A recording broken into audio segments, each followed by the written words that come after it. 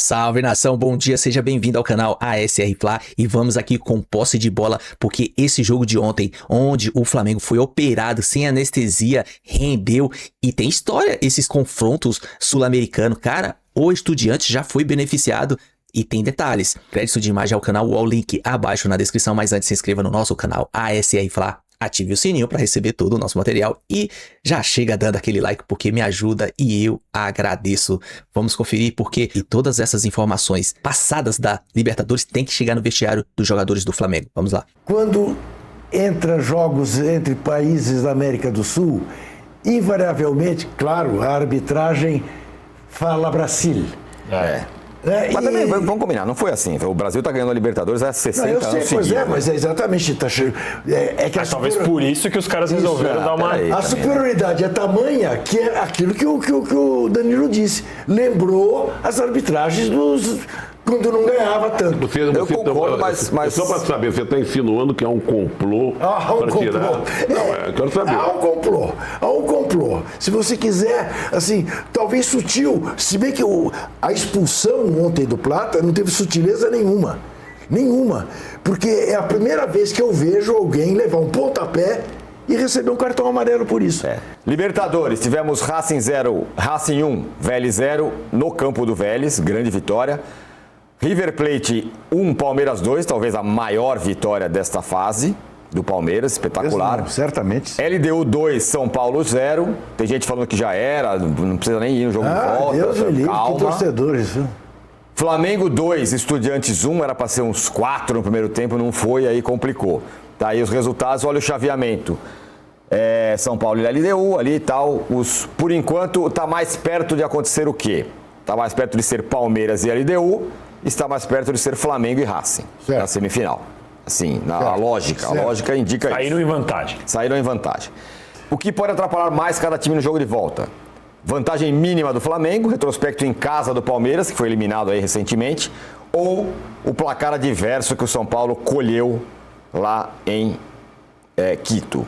José Trajano. Não, é uma enquete que você tenta desmerecer. Sei. Sabe, Bom, como se fosse... tem que analisar item por item aí, né? Aliás, primeiro é o seguinte, vamos partir do primeiro tempo. Nós temos que louvar o primeiro tempo de Palmeiras e Flamengo. Deu gosto de ver, né? O Palmeiras foi um negócio impressionante. E o Flamengo, impressionante também, mas a intensidade foi logo de cara, né? Ambos podiam ter feito mais gols, principalmente o Flamengo. Então isso, vamos partir da louvação primeiro, né? Estou fazendo a louvação. Fazendo a louvação, Edu Lobo, aquela coisa toda. E esse segundo jogo, também depois do que aconteceu no primeiro, é tão cheio de nuances que essa enquete mequetrefe... Ouviu, Rubens? Que você colocar no ar de novo, você vai ver onde eu quero chegar, você entendeu? Não tem nada a ver. Por exemplo... Vantagem mínima no Flamengo. Foi uma vantagem mínima. Mas podia ter sido mais. Podia. Muito mais. Sim. Ou seja, o Flamengo é muito melhor. É muito melhor. Tem um time muito melhor. Não soube fazer os gols que precisava para não ficar com essa vantagem mínima. E foi prejudicado de uma maneira intensa, absurda pela arbitragem. O que eu quero dizer é que às vezes a gente fica muito... há 40 jogos que não vence, sei lá o quê, há 10 anos que não joga. Isso para mim não quer dizer nada, esse tipo de estatística, de histórico. É um momento. Às vezes você compara um time de hoje com um time de 10 anos atrás, os jogadores são outros, o técnico era outro. É isso que você é. Deixa eu, já que a gente começou a falar do Flamengo, e acho que tem mais coisas além da arbitragem, vou ao Mauro César Pereira, que além vai falar de arbitragem, claro, vai falar do jogo e tem uma informação para dar sobre medidas que o Flamengo pretende adotar. Mauro, além da arbitragem, que é uma questão óbvia, teve o jogo. O Flamengo poderia ter feito 4, fez 2. E aí, no segundo tempo, a coisa começou a ficar boa pro Estudiantes, acabou premiado, vamos dizer assim, pelo árbitro. Bem, acho que o jogo tem dois pontos importantes. Primeiro, a maneira como o Flamengo desperdiçou a oportunidade de ampliar o placar. Acho que teve, de novo, erros aí. É o som do estúdio que deve estar voltando para o Mauro. As chances que o Flamengo teve foram chances claríssimas E o Flamengo desperdiçou 2 delas por uma certa soberba. Aquela jogada com o Pedro, passo do Arrascaeta, aos 19 minutos, que ele driblou o zagueiro, ficou diante do goleiro Muslera. E ele, ao invés de chutar no canto, no contrapé do goleiro, com um gol vazio, ele chuta no canto do goleiro, permitindo a defesa do Uruguai. Ali houve uma certa soberba. E o lance com Plata, que entrou livre pela direita, havia ângulo para um chute cruzado e tentou uma cavada e cavou muito mal, a bola passou longe do gol. Esses 2 momentos simbolizam o quê? O Flamengo pedante diante do gol adversário, sem a seriedade que demonstrou no começo do jogo quando abriu 2-0. E depois, né, no segundo tempo, o senhor Pedro faz um passe para o Samuel Lino de letra. Quer dizer, quando você faz isso, gente, você está dando o seguinte recado para o adversário: eu estou rindo de você, eu estou querendo te esculachar. Mas o jogo está 2-0. Se o jogo está 4-5-0, e por alguma razão você quer esculachar o adversário, alguém te fez uma entrada violenta, alguém tentou tirar uma onda, pode ser, é do jogo, mas não era momento para aquilo. Esse é um ponto, tá? Que eu acho que não pode ser ignorado. O Flamengo já está na hora de aprender a jogar a Libertadores como ela é. E como ela é? Ela é isso. A Libertadores, no passado, já teve mais casos de arbitragens polêmicas, mas ainda acontece. Ainda acontece. Vira e mexe acontece. Tá? Esse árbitro tem um currículo de atrapalhadas. No jogo entre Corinthians e Atlético Mineiro 2021, a própria Conmebol suspendeu por 6 meses, mas estranhamente ele continua sendo premiado com jogos importantes, como a goleada da Argentina sobre o Brasil nas eliminatórias. Era ele o árbitro, né? Também a Recopa, Fluminense, LDU, Fluminense reclamou muito. E outros, Corinthians e Fortaleza na Sul-Americana, né, quando o Fortaleza foi até a final, também foi ele. Então ainda é escalado esse colombiano para jogos estranhos. Por que ele é escalado? Não sei. Porque essa é a pergunta. Por que alguém que é a Conmebol já suspendeu por 6 meses é escalado? E ontem, no primeiro tempo, já ficou bem clara a, vamos dizer assim, má vontade dele com o time brasileiro. Ele dá cartões amarelos no meio campo por faltas comuns de Saul e Samuel Lino no intervalo de 8 minutos. E não aplica cartão aos jogadores dos Estudiantes, que fizeram faltas muito mais duras, especialmente para a Arrascaeta. Ali já me chamou a atenção. Falei, esse cara está pendurando o time do Flamengo em qualquer oportunidade mínima que tenha. E aí, no segundo tempo, o Flamengo tenta jogar em contra-ataque, tem alguns equívocos, acho, do Felipe Luiz, o time não conseguiu encaixar contra-golpe, e ele começa depois a cirurgia sem anestesia. No primeiro tempo reclamaram de um pênalti de Samuel Lino. Eu não tenho convicção de que ele foi tocado ou tropeçou sozinho. Desculpa, eu não consigo ter certeza. Muita gente acha que foi pênalti. Ok. Mas no lance do Plata, o Facundo Rodrigues, o camisa 2, ele toca a bola com o braço direito, braço aberto, esticado, muda a trajetória da bola. Isso é pênalti toda hora. O Flamengo, por muito menos, teve um pênalti no jogo contra o Grêmio no Maracanã, que custou 2 pontos, foi marcado, dentro dos critérios que hoje são adotados na arbitragem. Na sequência do lance, o mesmo jogador chuta claramente o pé do Gonzalo Plata, e o Plata, que tinha levado o cartão amarelo desses aí que ele estava distribuindo para os jogadores do Flamengo, toma o segundo amarelo e é expulso. O Flamengo vai recorrer, alegando que há, inclusive, jurisprudência. Romagnoli pelo São Lourenço contra o Cruzeiro em 2014 e em 2018, Dedé pelo Cruzeiro contra o Boca tiveram expulsões anuladas por erros de arbitragem, que os vídeos mostraram que os árbitros erraram. E naquela época não tinha VAR, agora tem VAR. Então é indesculpável essa arbitragem, não tem explicação, né? Então aí ele expulsa o jogador. E na sequência o que acontece? Com um homem a mais, o Estudiantes vai mais para frente, acho que erra também o Felipe Luiz, deveria ter colocado o Carrascal para reter a bola, segurar o jogo no meio campo, ele põe mais um zagueiro, o Danilo, e aí chama mais ainda o time argentino para sua área e toma um gol de bola aérea, que a assistência é feita com o braço. A bola bate do braço, o jogador do Estudiantes vai para o camisa 9 centroavante Carrilho, e o Carrilho chuta, ela desvia do Léo Pereira, vai dentro do gol. Então foi um pacote de erros, assim, absurdo, bizarro. Mas o Flamengo, tá? Aí vem o outro lado que eu quero chamar a atenção. Precisa entender o seguinte, amigo, isso é Libertadores. E se você não conhece, se os jogadores não conhecem, alguém deveria contar. Não sei se o Flamengo desconhece a história do futebol.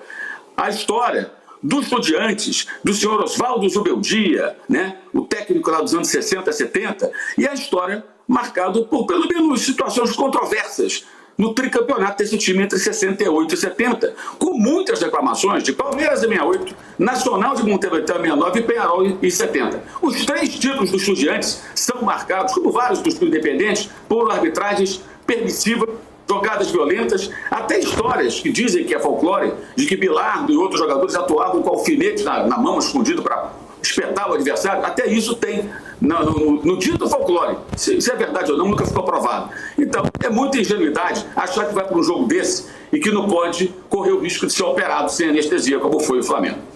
Ô, Mauro, Muito bem. espera um pouquinho só, deixa eu só acrescentar, porque para mim esse é o risco.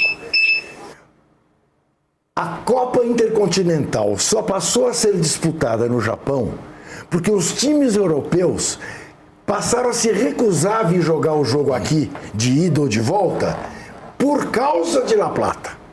Não foi por causa do Boca Juniors, que olha, Bombonera tem histórias, ou do não, por causa deste tricampeonato de Estudiantes. A imprensa espanhola chamava o pessoal de La Plata de Los Animales de La Plata. Eu não tenho a menor dúvida, embora ontem no Maracanã o jogo não tenha tido clima que permitisse um espírito de revanche, assim, por violência, mas o Flamengo vai passar por maus bocados na Argentina, não tenho a menor dúvida disso. E que essa arbitragem ontem estava cúmplice, estava. Tem o episódio do intervalo do jogo, em que o quarto árbitro teria advertido o treinador, tira fulano porque ele está fazendo... Intervalo não, durante o jogo rolando, foi no meio do jogo. É, que os jogadores do Flamengo ouviram. E depois eu não sei se vocês notaram, ao fim do jogo, tem um abraço do árbitro com um jogador do Estudiantes e ele fala alguma coisa no ouvido do jogador. Não, mas aí também já vê pelo em ovo. Que foi um desastre, foi um horror. Agora, não, aí também, vamos pegar agora qualquer coisinha, não. O importante é que ele me expulsou de uma forma cretina, absurda, o La Plata. E teve o gol. Sabe? O gol do Estudante. Aí sim, aí são cores gritantes, visíveis. Agora, um detalhezinho que o Cito, não o cara... Durante o jogo. Um abraço pós-jogo. Aí avisou mesmo. Dá um abraço após-jogo. Você gosta de um abraço? Não, eu gosto. Agora, falando no ouvido, aí eu acho um pouco de exagero. E tem uma outra coisa também. O Flamengo foi visivelmente prejudicado, muito prejudicado, mas o Mauro até tocou nisso também. Mas o Flamengo também teve todas as oportunidades do mundo sem dúvida. de liquidar a partida. E eu até me surpreendo até o Felipe Luiz, que não é um treinador calcado nisso. Claro, foi um absurdo a arbitragem, ele ficou reclamando muito. Até o Boto ontem falou. Aliás, vou mostrar o Boto falando. Mas o Flamengo esqueceu, o Felipe Luiz, que sempre é honesto, é franco, sei lá o quê, eu não vi nenhuma declaração dele. Esqueceu de falar também da incapacidade de ter cuidado do jogo logo de cara. Que foi o que o Mauro acabou de falar. Mas vamos ouvir o Boto, que ele reclamou demais da arbitragem. Acho que é escandaloso, é vergonhoso. Na maior competição da América do Sul, nós continuarmos a assistir a coisas destas. Peço atenção a eles, à Conmebol, para o jogo da segunda mão. Para o jogo da segunda mão, porque isto não se pode repetir. Isto não se pode repetir e é importante alguém vir aqui falar. Apetecia-me dizer outras coisas, mas vou ficar com o escândalo. Foi um escândalo que se passou ali dentro, tá? Obrigado. Acho que é escandaloso. Muito bem, tá aí ele falando sobre isso. O Trajano tocou num ponto, o Mauro também tocou. O Mauro tá chamando. Fala, Mauro. Não, eu só queria acrescentar que tem outra história muito boa entre aspas, né? Boa. Vocês vão se lembrar, o Juca lembra disso, o Placar fez matéria sobre isso na época e tal. 83, o Grêmio joga com o Estudiantes, no antigo estádio dos Estudiantes, que ficou em obra há muito tempo. Hoje é um estádio moderninho e tal, parece um shoppingzinho, eu conheço lá. O estádio é legal. É moderno e tal, tem condição de jogo, a não ser que criam situações atípicas, né? Além do futebol. Mas os jogadores do Estudiantes bateram nos jogadores do Grêmio naquele corredorzinho que leva pro gramado, foram agredidos. A porrada cantou, jogador batendo no jogador. Espinosa, falecido treinador, contava essa história com muitos detalhes. E o jogo terminou 3-3. O Grêmio estava ganhando, teve que ceder meio que empate, mesmo com o adversário com jogadores expulsos, com o limite de 7 jogadores, né? Ainda assim, o Grêmio sofreu empate. Ou seja, coisas bizarras já aconteceram na Libertadores e coisas mais bizarras ainda, historicamente, acontecem com o Estudiantes de La Plata. Isso é fato. Coincidência ou não, aí eu não sei, amigo, mas isso é história. Vai jogar contra esse time, meu irmão, você tem que saber contra quem você está jogando. Por que isso aconteceu em diferentes momentos? Anos 60, 70 e anos 80. E aconteceu ontem, em pleno ano de 2025. Uma operação sem anestesia. Mas o Flamengo não pode virar as costas para os seus próprios erros. O jogo tivesse 3-4-0, Aí não tem como ele operar com anestesia ou sem anestesia. Ele ia fazer o quê? Inventar 3 pênaltis para os Estudiantes? Expulsar 5 jogadores do Flamengo? Aí não teria como. O Flamengo permitiu que ele operasse. Para o Danilo, que é o que o Mauro tinha falado ontem e repetiu agora, né? Se o Flamengo, com 15 minutos de jogo, estava 2-0 para o Flamengo, eu falei, esse jogo vai ser igual do Inter, vai ser igual do Vitória, vai ser 8, tá resolvido. Não. Aí começa aquele negócio, aí é letra, aí é gol perdido, aí é gol não sei o quê. Foi bem lembrado, né? No segundo tempo, a verdade seja dita, o Estudiantes, independentemente da questão da arbitragem no final, estava gostando do jogo. Suportou já, um pouco mais a pressão. né? Tava jogando ali, tava incomodando um pouco e assim foi. Tem um ditado no mundo das lutas que os lutadores, quando são derrotados na opinião dos juízes, eles sempre falam, não é? Eu perdi, não concordo com a decisão, mas eu não posso deixar na mão dos juízes. E numa Libertadores, no mata-mata, o Flamengo criou oportunidade suficiente para ter terminado o primeiro tempo 4-0. Sim. Tranquilamente, para já ter encaminhado a vaga para a próxima fase. E aí volta para o segundo tempo, e aí eu concordo e discordo, eu concordo que a expulsão do Plata foi um absurdo. Com quantos porque minutos foi a expulsão do Plata? foi mais pro final do segundo 35. tempo já, Porque o Plata, ele toca na bola antes e depois sofre o chute. Sim. E aí não poderia ir pro VAR só por esse lance, mas como tocou na mão, poderia ter ido pro VAR antes, porque não pela expulsão em si. Então já poderia ter ido pro VAR para cancelar esse lance. O lance do Lino, eu acho que foi pênalti. Inclusive, na hora, eu lembrei muito do pênalti do Sosa contra o Vitória no Brasileirão, que é o famoso trança-pé. O cara que tá correndo e toma o totó e bate calcanhar com calcanhar, você derrubou o cara. Não importa muito se tem intenção ou não. Foi leve ou não, né? Não foi leve. O cara tá na velocidade, tomou, bateu o calcanhar com a cara, o cara vai cair de boca no chão. Isso é falta. Não era para ter expulsado o Plata. E no gol do Estudiantes, eu também tinha ficado com a impressão de mão, mas eu vi depois uma câmera lenta muito devagarzinho, a bola bate na parte de trás do ombro, eu fiquei com a impressão. Eu fiquei com essa dúvida. Ainda assim, eu não vi uma imagem clara o suficiente para falar que o VAR tinha que ter interferido. Porque na primeira imagem eu falei, mão. Na hora eu falei, não precisa nem mão. Porque o cara tá assim, né, com o braço aberto aqui, né? Mas aí depois dá pra ver que bate nessa parte da manga aqui, isso eu não vi, omoplata ao contrário, sei lá o nome desse lugar aqui atrás. Omoplata ao contrário é difícil falar. Você entendeu, né? Aqui essa parte do omoplata aqui atrás. Eu não sei o nome, escápula, sei lá o que é. Escápula. Bateu, eu tive essa impressão. Então assim, pra mim de qualquer jeito foi uma arbitragem absurda. Como eu disse na manchete, eu lembrei dos anos 2000, porque a gente se acostumou a ver arbitragens absurdas, a Marília, o Baldo Aquino e tantos outros nomes que hoje tem torcedor que você ouve, você já sabe qual jogo você está falando, e a mesma coisa que vai acontecer com o torcedor do Flamengo quando eu falar o nome da arbitragem de ontem contra o Estudiantes. Uma arbitragem desastrosa. O único, porém, que é exatamente o que o Mauro falou, o Flamengo tinha que ter resolvido sem depender de nada, porque além de ser mata-mata, é Libertadores, é contra a Argentina. E o Trajano também. E a gente nunca pode desconfiar da intenção, digamos assim, dos complôs de Conmebol e etc, porque ainda mais numa situação dessa, de 6 títulos seguidos, finais entre brasileiros, não dá para tirar isso da reta. Mas agora é sua vez, Arnaldo. Quero que você fale de tudo, da questão da arbitragem e dessa outra questão. Eu vou repisar nisso que o Trajano e o Mauro falaram. O Flamengo era para ter feito mais. O time do Flamengo é 100 vezes melhor que esse time do Estudiantes. Que isso, eu não estou ouvindo bem. Você ouviu? Senão eu repasso a pergunta. Agora você Então, está... nós não estamos te ouvindo. Agora sim. Pode ir. Agora eu ouvi no final o Tironi. Não é alijado da discussão não, mas eu tô meio que impressionado com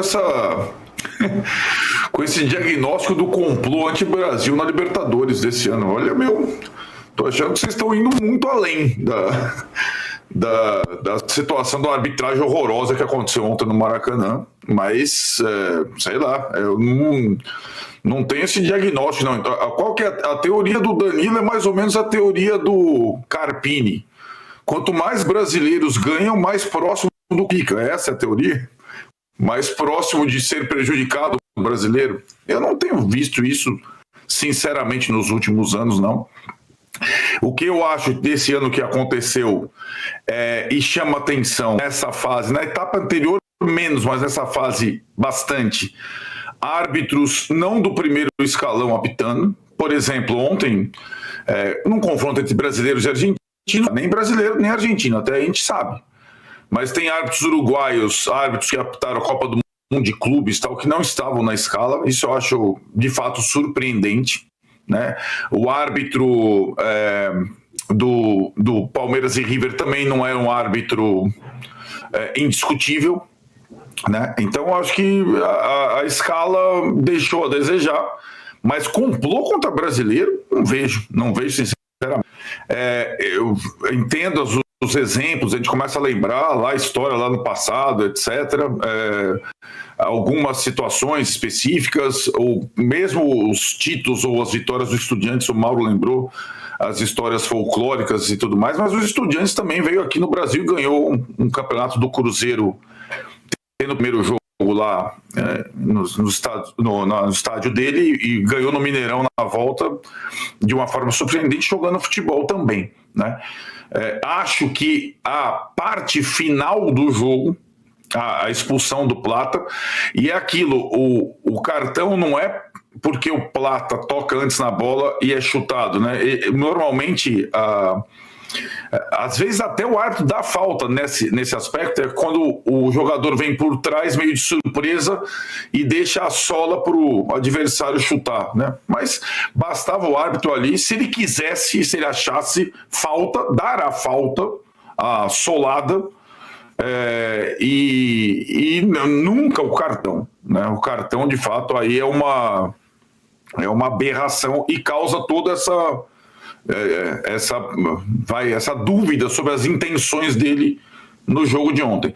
É verdade também que depois da expulsão o time argentino adotou uma estratégia quase suicida em busca do gol, admirável, coisa que, por exemplo, o São Paulo não conseguiu fazer. O Estudiantes não foi só na primeira oportunidade que ele finalizou, né? O Rossi tinha feito uma boa defesa numa cabeçada. Então, assim, era um time que podia ter se desfeito, evaporado depois dos 2-0 logo no início, mas ele teve capacidade mínima de reação, de organização, para não ser eliminado no jogo da ida. Aí, entre os aspectos que o Mauro disse, que o Flamengo não aproveitou todas as oportunidades, e aí o confronto fica para a volta. Espero, sinceramente, que na volta a Conmebol faça simplesmente o básico, escalhe os 4 principais árbitros do continente nas 4 principais partidas, né?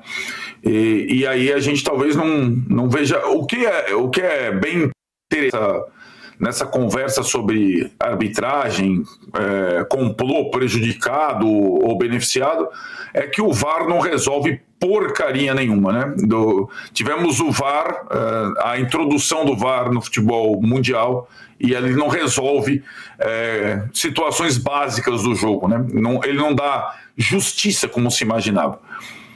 Também, mas é que ontem também o VAR era para ter sido chamado, né, no lance do...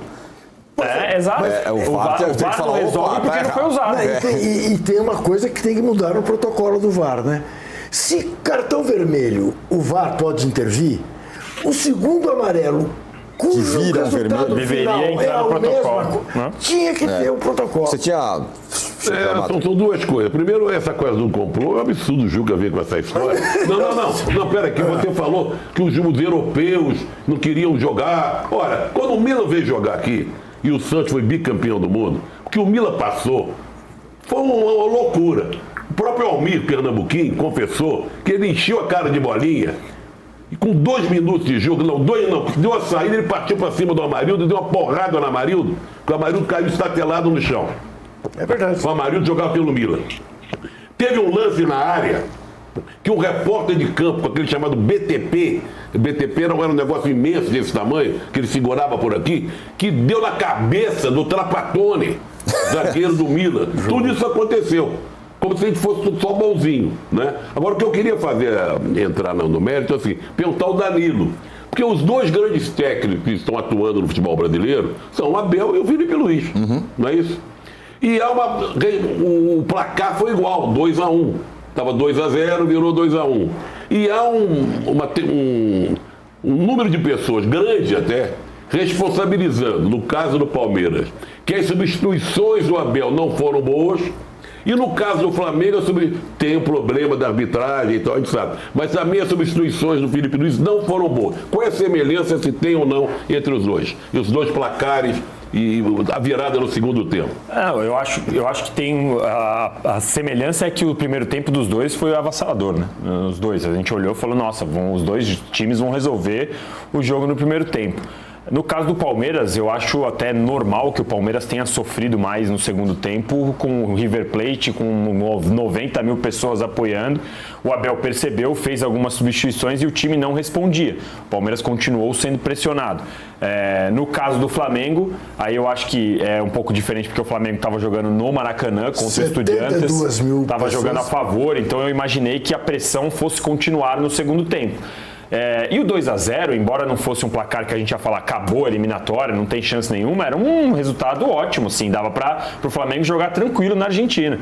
Aí o Felipe Luiz fez as substituições, e aí tem essa questão que o Mauro falou, né? Podia ter uma opção de pôr o Carrascal para segurar mais a bola, preferiu colocar um zagueiro para tentar se defender mais, e aí o gol, obviamente, que faz a gente pensar nessa estratégia. Só que eu acho que tem essa diferença. Para mim, no caso do Palmeiras, é mais normal, Trajano, o Palmeiras ter sofrido essa pressão no segundo tempo, porque 90 mil pessoas. E eu acho que a gente não, porque né? tem uma semelhança de um primeiro tempo exemplar nos dois. Os dois, acabou o primeiro tempo, os dois, a gente falou, nossa senhora, realmente a final vai ser Palmeiras e Flamengo.